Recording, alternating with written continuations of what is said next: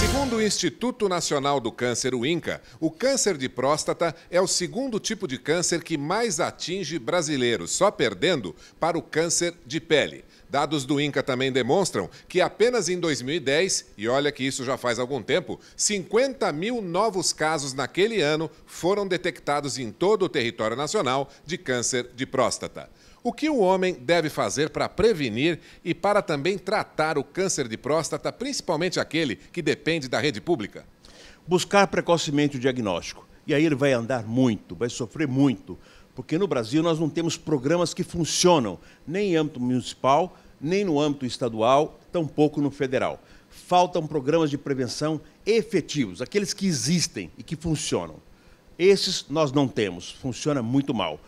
Por outro lado, nós temos grandes avanços na tecnologia do tratamento, na abordagem do câncer de próstata que levam à cura e muitas vezes não. Avanços na cirurgia robótica, na quimioterapia e na radioterapia. Mas na prevenção, nós estamos perdendo de goleada no sentido de atender a necessidade do homem quanto a câncer de próstata. O câncer de próstata é tema do programa Ponto de Equilíbrio, que começa dentro de alguns instantes, mais uma vez, sob o comando do pastor Denis Munhoz.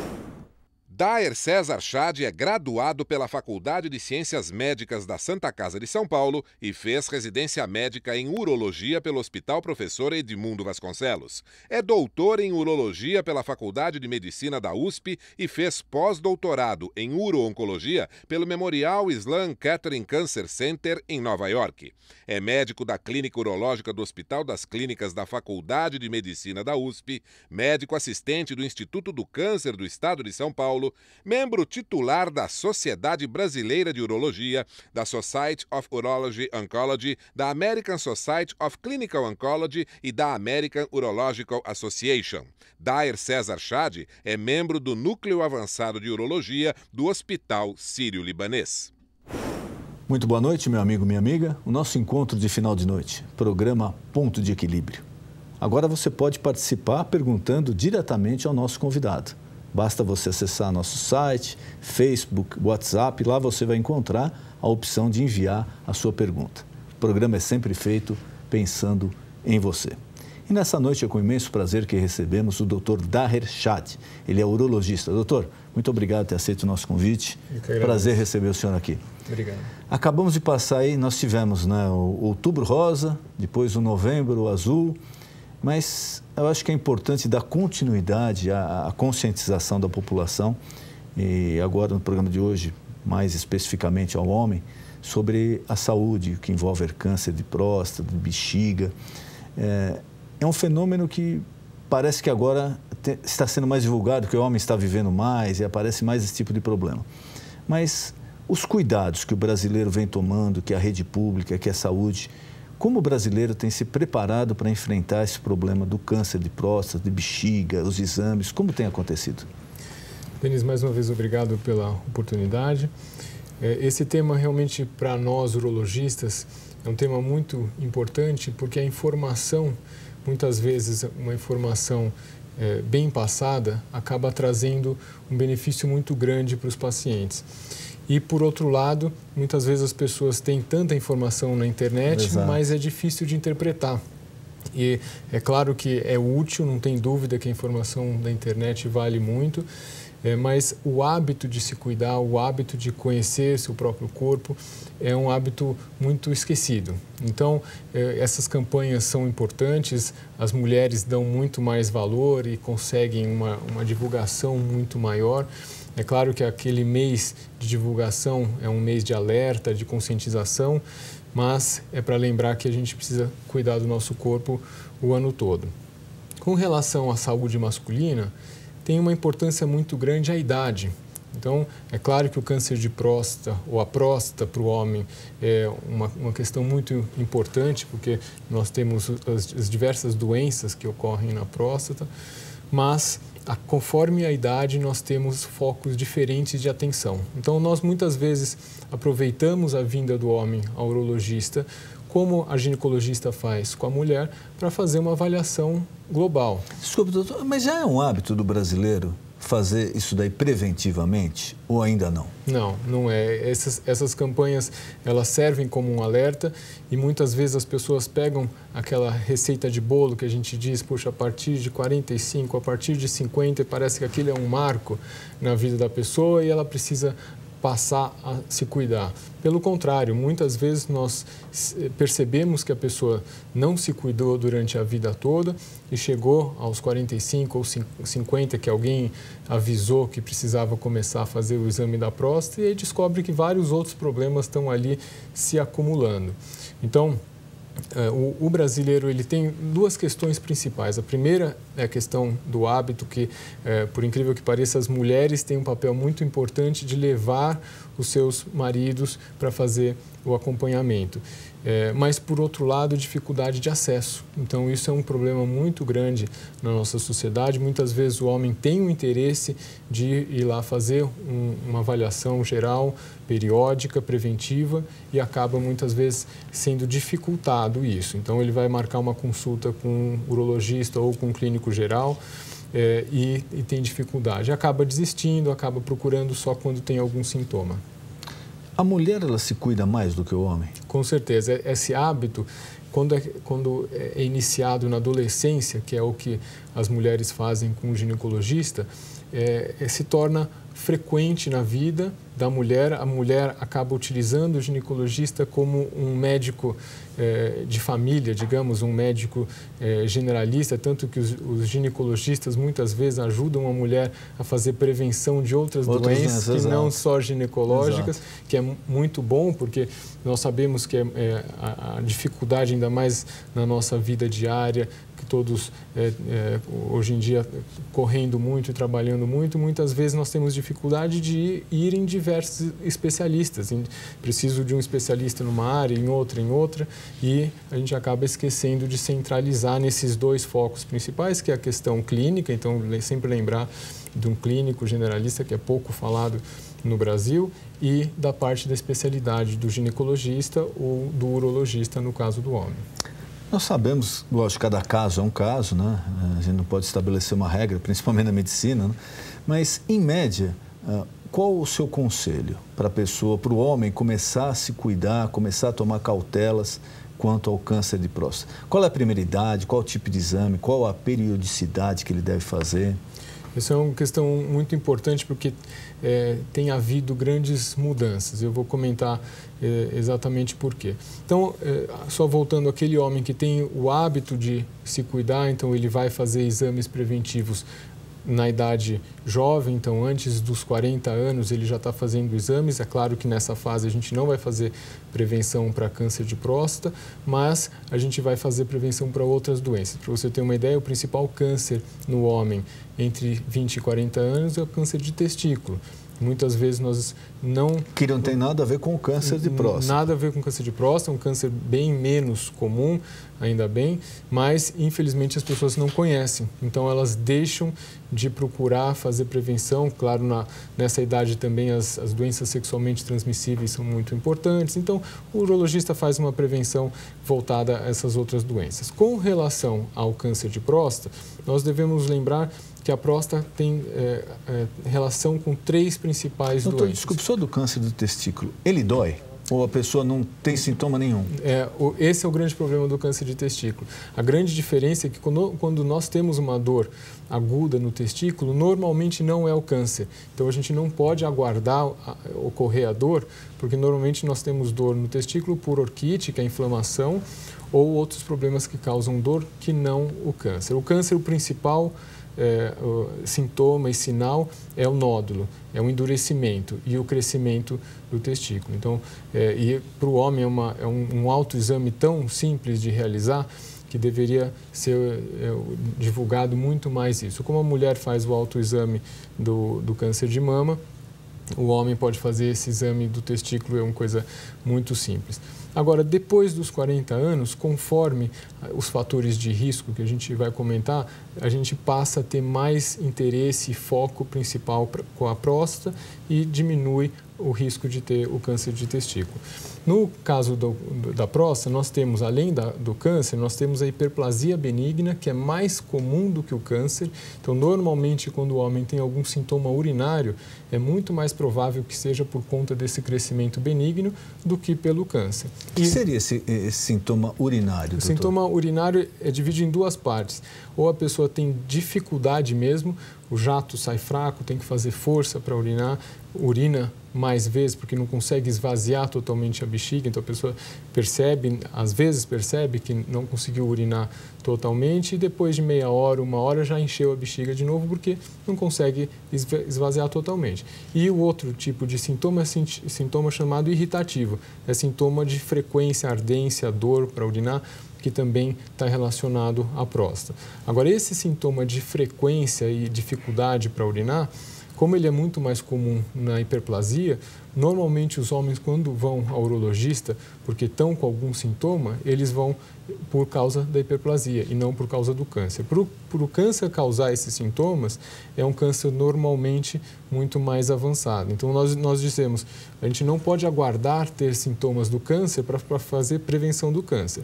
Mas, por outro lado, quando o homem procura o urologista já com sintomas, nós fazemos a prevenção das duas doenças, da hiperplasia, que é esse crescimento benigno, que é o que todos os homens vão ter. Às vezes as pessoas se confundem um pouco porque dizem, poxa, então todo mundo vai ter câncer de próstata um dia? Não é bem assim, todo mundo vai ter, a grande maioria dos homens vai ter o crescimento benigno da próstata. Seria a hiperplasia. Agora, o câncer depende de quantos anos a gente viver. Isso está muito relacionado. A terceira causa de problemas na próstata é a inflamação da próstata, que é chamada de prostatite. Então, quando a pessoa não tem sintoma nenhum, esses mesmos sintomas que eu comentei de dificuldade ou de frequência, ardência, quando eles surgem repentinamente, normalmente não é nem câncer e nem hiperplasia. É essa prostatite, que é uma inflamação da próstata, normalmente relacionado com infecção urinária, que é uma das consequências da infecção da próstata. Muitas vezes, aliás, as pessoas confundem a infecção urinária com a infecção ou inflamação da próstata, prostatite. Por quê? Porque a infecção urinária, muitas vezes, é consequência da inflamação da próstata. Por que estou dizendo isso? Porque, às vezes, a pessoa trata da infecção urinária, teve a melhora do quadro momentaneamente e logo depois volta a piorar. Quer dizer, não trata o foco do problema. A causa do problema, exatamente. Agora, passando para o câncer de próstata depende muito dos fatores de risco, que são o histórico familiar e a raça. Então, esses dois problemas de transmitir a genética mais propensa a desenvolver o câncer, não é um câncer hereditário, vamos deixar bem claro, é só um fator de risco, então aumenta o risco de desenvolver. Quer dizer, necessariamente se o pai teve, o filho não vai ter, mas ele tem uma chance maior de ter. Exatamente, bem maior, e se é da raça negra, também é uma chance... A raça negra é mais propensa ao câncer? Muito mais propensa. Depois a raça branca e depois os orientais. Então, os negros e com o histórico familiar aumenta muito o risco. Esses são os dois principais fatores de risco e se tiver um desses dois fatores de risco é importante começar a prevenção com 45 anos. Essa é a idade que é recomendada genericamente. A prevenção que o senhor disse são os exames de sangue, o toque, etc. Exatamente, e a avaliação urológica. Agora, é muito comum nós fazermos avaliação antes dos 45 anos e individualizar caso a caso, porque, por exemplo, mais alguns fatores de risco importantes estão relacionados à dieta rica em gordura, ao sedentarismo e ao diabetes. Então, imagina que a gente some todos esses fatores de risco numa pessoa que está interessada em fazer a prevenção e saber se ela pode já estar com câncer e o que ela pode fazer para evitar. Então, isso ela pode, até deve começar antes, porque ela muitas vezes não sabe que esses fatores estão relacionados. E às vezes ela tem todos esses fatores somados. Se aos 40 ou aos 45 ela fica sabendo disso, ela tem tempo de fazer mudanças no seu hábito de vida e fazer a prevenção primária. Essa prevenção primária, aliás, Denise, prevenção primária é evitar que a gente tenha a doença. E a prevenção secundária é detectar no início. Então, que é mais fácil de curar. Né? Então, o foco do urologista acaba sendo muito mais a prevenção secundária, que é detectar no início, porque muitos desses fatores são difíceis de modificar. Como que a gente vai mudar a nossa família, né? Os fatores familiares, a nossa raça. Genético, realmente. O genético é muito difícil. Mas existe essa questão da dieta, do diabetes. A dieta que o senhor fala, tem algum tipo de comida que já cientificamente está associado ao câncer de próstata, ou quem ingere muito aquela comida tem uma possibilidade maior de ter? Olha, se investigou muito isso, para você ter uma ideia, dois principais alimentos, o tomate e o selênio, foram muito pesquisados e se criou uma expectativa muito grande que aquilo pudesse ser preventivo. E acabou sendo concluído que não há prevenção nenhuma com esses do tomate alimentos. eu já tinha escutado alguma coisa sobre isso. E existem até produtos fitoterápicos que são vendidos com esse propósito e a gente não deve, infelizmente, a gente não deve usar para esse uso, não quer dizer que são fitoterápicos que não sejam benéficos para outras coisas, mas para o câncer de próstata não foi comprovado. Agora, aumenta muito o risco quem tem uma dieta com muita gordura. Então, nós vemos agora várias modas de dietas e tudo mais, e algumas com muita gordura porque consegue perder peso. Lembrar que essas dietas são temporárias. Tudo que a gente exagera numa coisa e retira muito a outra, quer dizer, não tem uma dieta balanceada, vai ter algum prejuízo. Então, não pode ser um período prolongado. Agora, tem comprovação, para você ter uma ideia, tem um estudo clássico da comunidade japonesa morando e se alimentando com a dieta oriental no Japão, e a colônia quando se muda para o Ocidente e passa a ingerir a nossa dieta e triplica a incidência de câncer de próstata nessa população. Triplica, quer dizer, a genética mesmo, eles continuam sendo orientais e só mudou a dieta. A ingestão da comida que... Interessante. Uma outra coisa, nós precisamos ser bem claros, porque no Brasil existe esse preconceito. Eu já escutei várias vezes pessoas, não, eu faço o exame de sangue para ver como está o meu PSA lá, mas o exame de toque eu não vou fazer. Ainda é um tabu para o homem esse exame, doutor? Com certeza. A gente vê ainda, principalmente na população acima dos 50 anos, os mais jovens, como tem muita informação, isso está muito disponível, então acaba sendo um pouco mais fácil a compreensão da importância do toque. Mas na geração acima dos 50 anos existe esse preconceito. Agora, é importante comentar uma questão nova que a gente chegou a comentar antes, que é a individualização de cada tratamento. Então, tratamento, eu digo de avaliação geral. Antigamente, a gente tinha essa receita de bolo a partir dos 45 ou 50, fazer tal e tal exame. E periódico, anualmente, e ponto final igual para todo mundo. Hoje a gente tem que individualizar caso a caso, então eu estou dizendo isso porque muitas vezes com um histórico de PSA, com histórico de fatores de risco reduzidos numa pessoa em particular, muitas vezes o urologista vai dizer, no seu caso, que não precisa fazer o exame do toque. Então não estranhem isso, porque isso está muito estudado, que quando nós temos um histórico longo de acompanhamento, pode passar a fazer avaliações com um maior espaçamento, e incluindo o toque. Então, muitas vezes nós podemos a cada 2, 3 anos fazer o exame do toque, se nós tivermos fatores de risco reduzidos. Quer dizer, necessariamente a pessoa que vai fazer o exame de sangue de PSA não vai ter que necessariamente fazer o toque. Isso. Pode ser que o médico, avaliando os resultados, até não faça o toque ou torne esse exame de toque num prazo maior, de 2 a 3 anos. Isso, esse contexto geral que é o importante, e o que a gente diz de começar a avaliação cedo, porque como a gente não sabe individualmente, eu não sei para mim o que eu vou encontrar, quer dizer, juntando esses fatores de risco, o médico vai avaliar, e existem até tabelas e cálculos matemáticos para se expor isso ao paciente, dizer você tem tantos % de chance de desenvolver câncer nos próximos anos. Quando a gente vê que aquela taxa é muito, muito baixa, nós ficamos muito mais seguros em espaçar esses exames, justamente para não causar um transtorno maior para os pacientes, porque os exames muitas vezes geram outros exames e exames às vezes invasivos que causam problemas como efeitos colaterais desses exames. O principal que eu estou dizendo é a biópsia da próstata.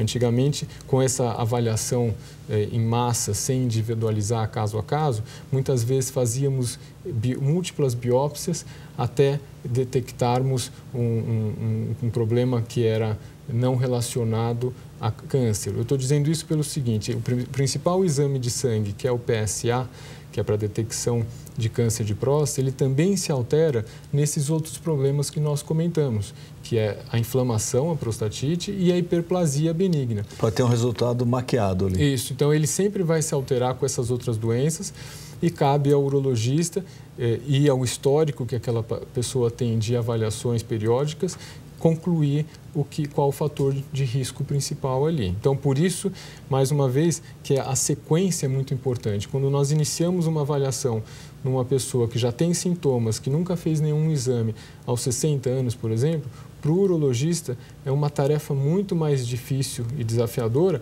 do que aquela pessoa que vem fazendo avaliações anuais e consegue criar um padrão do PSA, um padrão do tamanho da próstata, dos sintomas, e aquilo facilita muito, porque quando se altera, se detecta de uma forma muito mais fácil. Doutor, pedra nos rins, infecção urinária. Parece que agora a população está sofrendo mais disso também. Está sendo mais comum, né? A gente escutar casos de pessoas próximas. Fui internado, estava com pedra no rim. Olha, estou com uma infecção urinária aqui que está séria. Existe algum método de se prevenir também isso? Ou é só quando aparece vamos tratar? A prevenção acaba sendo, mais uma vez, relacionado à dieta. E olha como as coisas estão interligadas. A dieta que nós fazemos, que tem muito sal e muita proteína, é a dieta perfeita para formar cálculo no rim. A infecção urinária... Proteína que o senhor diz é a carne. A carne vermelha, principalmente. Mas um alerta aí aos jovens. Hoje nós recebemos pacientes no consultório com múltiplas pedras nos rins ou infecções urinárias já decorrentes de pedras nos rins, e aí nós percebemos que a pessoa relata que está usando um suplemento alimentar que é muito comum nas academias.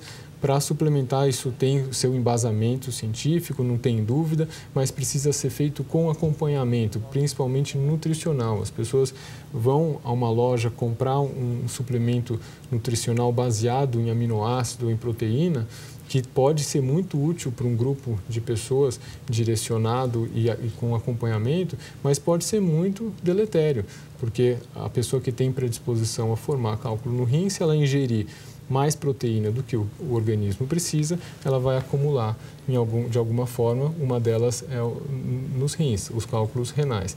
Existe uma outra questão que acaba sendo também importante, que é a infecção urinária decorrente de outros problemas. Então, da mesma forma que a gente comentou da próstata, a infecção urinária no homem, a gente ouve muito pouco alguém dizer, né, um homem dizer, eu tive infecção urinária e fui me tratar.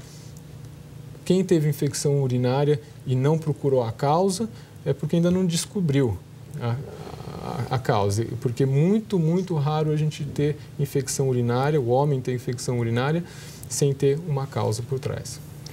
A ingestão de água. Muita gente fala, não, quanto mais água você beber, melhor para o rim, para a infecção, para o corpo. Realmente procede isso ou é mais um mito? Não, esse não é mito, esse é verdade. Imagina a pessoa que faz uma dieta muito propensa a formar cálculo renal. Então, ela ingere muita proteína e muito sal, perfeito para formar o cálculo renal. Mas ingere muito líquido. O líquido, muitas vezes, minimiza esse efeito. Tem um outro fator muito importante para minimizar a formação dos cálculos, que são as frutas cítricas. A fruta cítrica contém um produto que chama citrato. Existe até esse produto à venda e nós utilizamos para quem forma cálculo de forma frequente.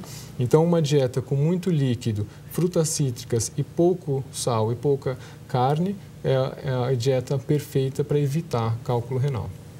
Impotência masculina. Tem algum relacionamento cientificamente provado com próstata, câncer de próstata, ingestão de algum alimento, ou ainda está está se estudando? Olha, esse assunto de disfunção erétil, né, impotência, é um assunto que se interliga com os outros, principalmente na causa. A causa principal, incrível como a gente acaba falando muito de hábitos de vida e dieta, porque uma das principais causas da impotência é, de novo, os mesmos fatores para os problemas cardiovasculares. Então, o sedentarismo, o cigarro e a dieta. Então, quando a gente faz prevenção para doença cardiovascular, evitar infarto, evitar derrame, a gente está evitando também ou minimizando a ocorrência da impotência. E mais, é um alerta para os jovens, quando eles começam a desenvolver algum sintoma de impotência, muitas vezes esse quadro, que normalmente está relacionado a esses fatores como o sedentarismo, o cigarro, pressão alta também, que eu não havia comentado, e a dieta, que é o quarto ponto, muitas vezes a impotência é um sintoma inicial de uma doença cardiovascular. Então, é claro que ele acaba indo no urologista para tratar desse problema. Uma coisa, mas tem outra coisa também muito grave. Isso, né? Então o urologista ele vai tratar o problema, não tem dúvida que tem que ser tratada a impotência, mas, de novo, falando da causa. A causa da impotência está muito mais relacionada ao problema cardiovascular. Se fizer prevenção para doenças cardiovasculares, vai estar evitando também a doença da impotência. Então, nosso tempo está acabando. Eu queria mais uma vez agradecer aqui a presença do senhor, ter aceito o convite. E queria algum recado que o senhor queira passar ao jovem ou já ao senhor de idade que está enfrentando, infelizmente, um problema como esse, mas às vezes tem vergonha ou tem receio. Por favor, fique à disposição. Obrigado. Olha, eu acho que a maior mensagem que a gente pode dar é lembrar que as doenças são muito mais facilmente tratadas quando detectadas no início. Então, isso é um conceito básico, fácil de entender, mas na nossa prática nós esquecemos, porque dá trabalho procurar um médico, procurar mudar os hábitos de vida quando a gente não está sentindo nada, a gente não está sofrendo com nada, então é difícil realmente fazer a gente mudar. Mas a gente tem exemplos diversos, todos têm nas suas famílias, pessoas que estão sofrendo uma situação que poderia ter sido evitada. Doutor, muito obrigado. Foi um prazer receber o senhor aqui. Eu que agradeço. O nosso encontro de final de noite, programa Ponto de Equilíbrio. Boa noite.